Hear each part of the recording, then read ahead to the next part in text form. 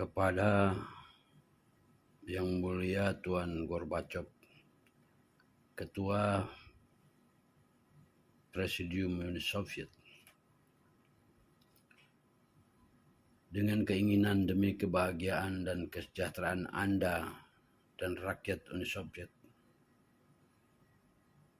Semenjak Anda memegang kekuasaan, timbul kesan bahwa Anda dalam menganalisa masalah politik dunia, khususnya yang timbul menyangkut Uni Soviet, telah mendapati diri dalam era baru penafsiran kembali, peralihan dan tantangan.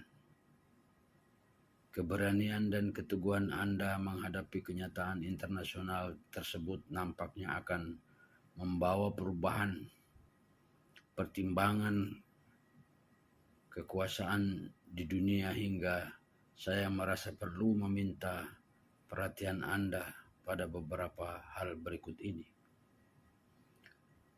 Meskipun sikap dan keputusan Anda yang baru itu hanya terbatas pada bagaimana cara mengatasi problema kepartaian selain dilema bangsa Anda. Namun keberanian Anda meninjau kembali ideologi yang selama bertahun-tahun telah memenjarakan kaum revolusioner dunia dalam tirai besi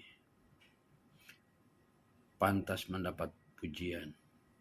Tetapi jika Anda mau berpikir lebih jauh dari itu, masalah pertama yang pasti menolong Anda mencapai keberhasilan adalah meninjau kembali kebijaksanaan pendahulu Anda dalam meneguhkan ateisme dan ketidakberagamaan. Ketahuilah, inilah satu-satunya jalan realitas untuk mengatasi masalah dunia. Mungkin saja kebijakan dan praktek-praktek menyimpang para pemimpin komunis terdahulu dalam bidang ekonomi menyebabkan dunia barat menjadi tampak menarik, padahal tidak demikian. Jika Anda ingin mengakhiri luka ekonomi sosialisme komunisme barat, bukan saja Anda tidak mampu menyembuhkan penderitaan masyarakat Soviet, tapi juga akan mengundang orang lain mengatasi kesalahan-kesalahan yang Anda lakukan. Karena jika Marxisme telah mengalami jalan buntu dalam aspek ekonomi dan sosialnya, maka Barat pun mengalami problema yang sama, tentu dengan cara yang berbeda. Yang Mulia Tuan Gorbachev, seharusnya kita menyerahkan diri kepada kebenaran. Masalah utama negara Anda tidaklah bersumber dari kepemilikan atau ekonomi atau kebebasan, namun masalah Anda yang sebenarnya berasal dari tiadanya keimanan yang hakiki kepada Tuhan. Masalah sama yang juga menyeret Barat kepada kehancuran dan jalan buntu. Problem Anda berasal dari perang yang berkepanjangan dan sia-sia terhadap Tuhan, sumber hakiki makhluk dan alam semesta. Yang Mulia Gorbachev, sangatlah jelas bagi semua orang bahwa mulai sekarang dan seterusnya, kehendaknya orang mencari komunisme dalam museum sejarah politik dunia, karena Marxisme telah mampu memenuhi kebutuhan hakiki manusia.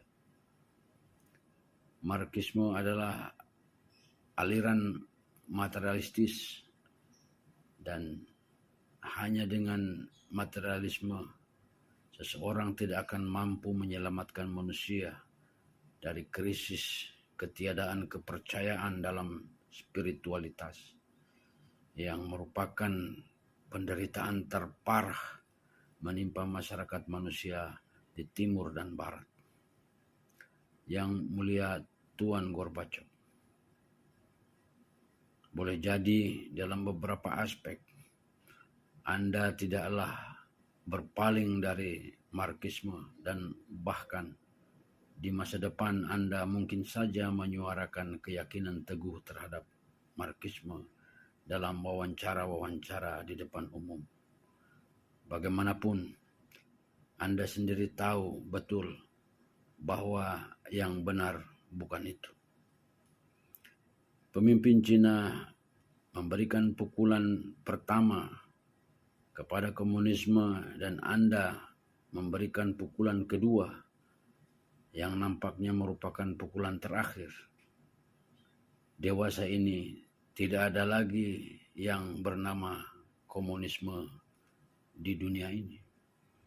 Namun secara tulus saya mengharapkan kiranya Anda untuk tidak terperangkap dalam penjara barat dan setan besar ketika Anda mendobrak tirai-tirai besi idealisme Marxisme.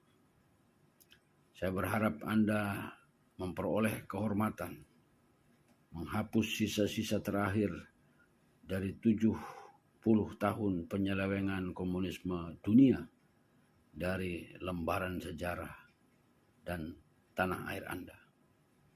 Dewasa ini bahkan negara-negara yang biasanya dianggap sekutu Anda, yang sangat berhasrat untuk melindungi kepentingan rakyat dan negerinya, tidak lagi mampu meyakinkan diri mereka untuk menggunakan kekayaan nasionalnya, baik yang di atas maupun yang di bawah tanah, untuk membuktikan kebenaran komunisme yang gemertak keruntuhannya telah terdengar oleh para penganutnya.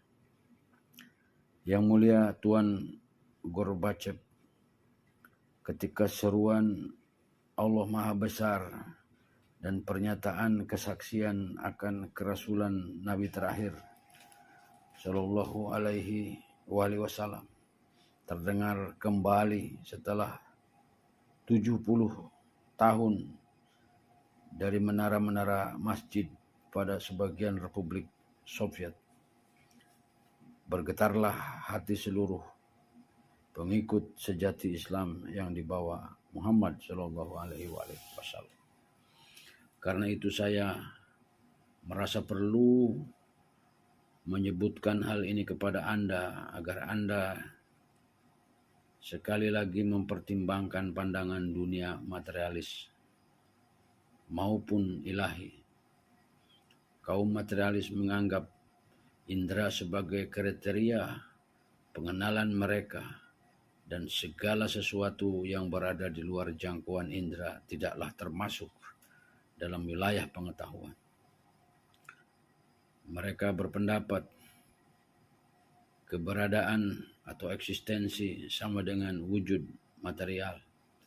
Karenanya segala sesuatu yang bukan materi dianggap tidak berada.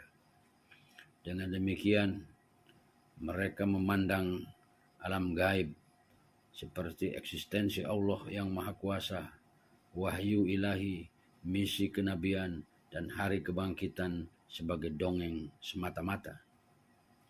Dasar pengetahuan dalam pandangan dunia ilahi terdiri dari indera dan akal, dan segala sesuatu yang rasional termasuk dalam wilayah pengetahuan maupun tidak terjangkau indera. Karena itu yang terlihat dan tak terlihat dapat berada. Sebagaimana pengetahuan tentang hal-hal material bergantung pada non-material, pengetahuan empiris bersandar pada pengetahuan rasional. Al-Quranul Karim mengkritik dasar-dasar pandangan dunia kaum materialis dan argumen yang menganggap Tuhan itu tidak ada, dengan asumsi bahwa sekiranya Tuhan ada, tentu bisa dilihat. Atau orang-orang yang berkata, kami tidak akan percaya kepada engkau sebelum kami melihat Allah dengan nyata. Al-Baqarah ayat 55. Al-Quran menolak mereka dengan mengatakan, dia tak dapat dicapai oleh penglihatan mata, sedang dia dapat melihat segala yang kelihatan, dan dialah yang maha halus lagi maha mengetahui. Al-An'am ayat 103. Kita juga dapat membuktikan hal-hal wahyu ilahi, misi kenabian, dan hari akhirat tanpa menggunakan argumen-argumen yang diajukan oleh Al-Quran suci